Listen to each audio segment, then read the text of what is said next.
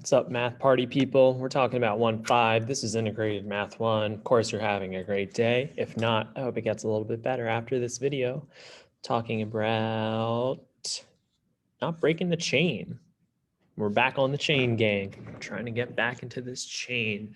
Sometimes email chains are painful, but you have this context here of an email chain, spam, if you will, where when you finish sending this letter to 10 people, a screen will come up. It will be your Super Bowl gift certificate to get some ice cream. Okay. Hopefully they have some almond milk options there. Yeah, sounds like a pretty good deal. Just forward it to 10 people. So if you're that one person, oh yeah, and you're also blue. So sorry. If you forward that to 1, 2, 3, 4, 5, 6, 7, 8, 9, 10. If you forward that to 10 people, that goes to 10 people, you get your ice cream. Very cool. And these chain emails rely on a person to send it to everybody. So send it. Have you ever wondered how many people might receive the email if the chain remains unbroken? Meaning if you keep passing this around, how many people are going to get a hold of it? To figure this out, assume that it takes a day for the email to be opened, forwarded, and then received by the next person. On day one, oh, numbers here, I better underline this. On day one, Bill Waits starts by sending the email out to his 8 closest friends. They each forward it to 10 people so that on day 2, it is received by 80 people. Okay, so we see a jump from 8 to 80. And we're being asked to find how many people received the email on day 7 or day 7. Okay, fine. So I know I have some numbers here and I have this wordy context, so I'm actually going to take a little time to make this table. So I'm going to make one side what day we're talking about. I'm going to also have this side with how many people have gotten the email. So people with the email. Makes sense, right? Okay. So based off of this information, what was important? What can we take from this paragraph and throw into a table? What do you think? Well, hopefully you're saying on day 1, there were 8 friends that got the link and they forwarded it to 10 people.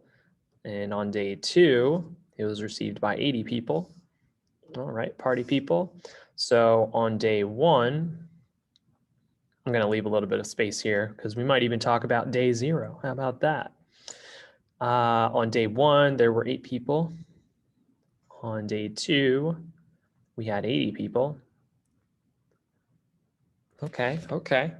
Let's think back to what we've seen before. These are only 2 points, which we can't do a ton with just yet. But, well, let's see. We could try to think about how this is changing, where every time this email gets sent out, we have to forward it to 10 people, right? Because that's what the context said up here. We got to forward it to 10 people. So we can hopefully start to see a pattern developing here where, I don't know, just for kicks, let's say that we want to find our common ratio. Because this should start to snowball and go quicker and quicker. We could take that 80, which in this case is f of 2, divide it with f of 1, which is pretty much 80 over 8. And our common ratio in this case would be positive 10. So that means that every time we move forward, we're multiplying the previous number by 10. So this is 8 times 10. All right, and then for day 3, this is probably going to be 8, starting with 8, of course. But now we have 800, because this is 8 times 10 from before, but now times 10 again. Are you starting to see a pattern here perhaps with the zeros? Let's try this a little bit further. So for 4 days, that would get us 8,000. Because remember, this is the 8 times 10 times 10, but times 10 one more time, just like Daft Punk. And day 5, 80,000. Again, same thing from here, but times 10. Keep this going for day 6 and day 7, where we now have 800,000 and takes us to here, 8 milli. Wow, what a chain. Okay, so how many people will receive the email on day 7? Well, our common ratio should hold up as every day continues because we keep sending this out. It's going like crazy.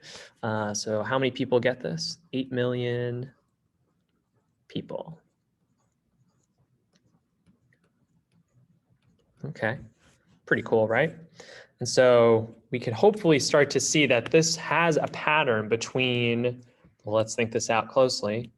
We have the day, and I think the 10 is an important part, but we see here that this is day 2, but there's only one 10. And we see the same kind of thing here where this is day 3, but there are only 2 10s multiplying here. Day 4 only has 3 10s. And so hopefully if we keep this pattern going into n days, we could still have our 8.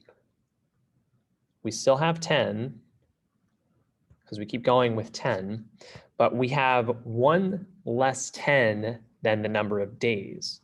So our exponent in this case is going to be n minus 1. So pause real quick, take this in. This is a challenging concept to understand, but think about this very closely, that we have the number of days, and then the number of 10s that are multiplying in here is 1 less than that. So even if we wrote this, we could rewrite it as 8 parentheses 10 being squared. This would be 8 parentheses 10 to the first power, which is the same thing as 8 parentheses 10 2 minus 1, right? And this would be 3 minus 1. This would be 4 minus 1. So that pattern is going to keep going. And we even did a little bit more than we were asked for this first part, but we got our equation. Okay, so that's good. Let's see what else is being asked here. Explain how many people will receive the email on day n. We already did this because we made our equation. 8 parentheses 10 n minus 1.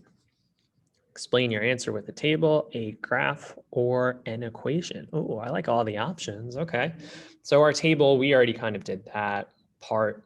The graph is pretty crazy. I'll do a quick sketch of that though. That might be a good way to use our time. So on our x-axis, this is going to be n days. Up here, this is going to be f of n. How many people got the email. Recall that on day 1, we had 8. And then we have like 10 versions of that for day 2. Day 3, this goes up even higher and higher. Again, not the best graph in the world, but we'll at least see the change.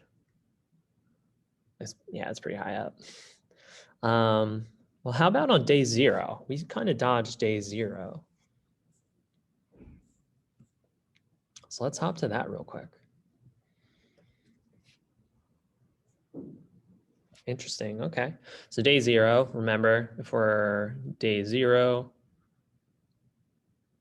this would be 8 times 10 to the negative 1 power.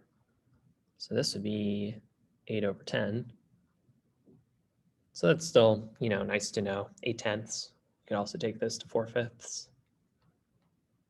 Cool. I don't think that'll be asked here, but we can assume that this is going to go pretty wild pretty quickly.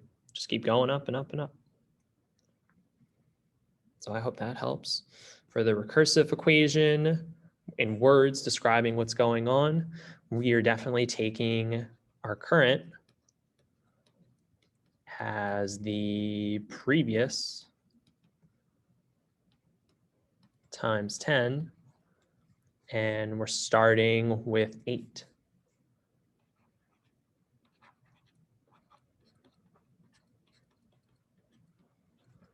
Getting the 0 term in this case was pretty extra because we're starting just on day 1, but it's nice to think about. So we're starting with 8 on day 1. So we can take this into the function notation. So on day 1, we just had 8. F of n, our current, is equal to the previous times 10. So we're taking now f of n minus 1 times that by 10.